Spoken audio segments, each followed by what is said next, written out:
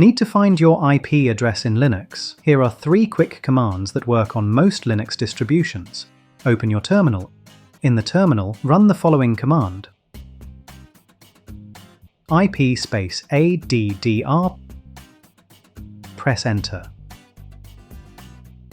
This command lists all your network interfaces and their IP addresses. Simply look for the INET line. That's the IP address assigned to that network interface. If you're using Wi-Fi, check the Wi-Fi interface.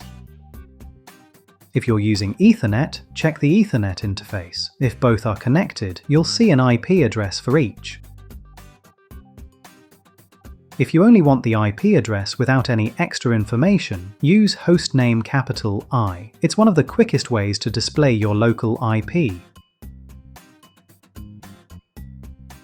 To see your public IP address, the one visible on the internet, use curl with a public IP service. For example, curl ipinfo.io/IP.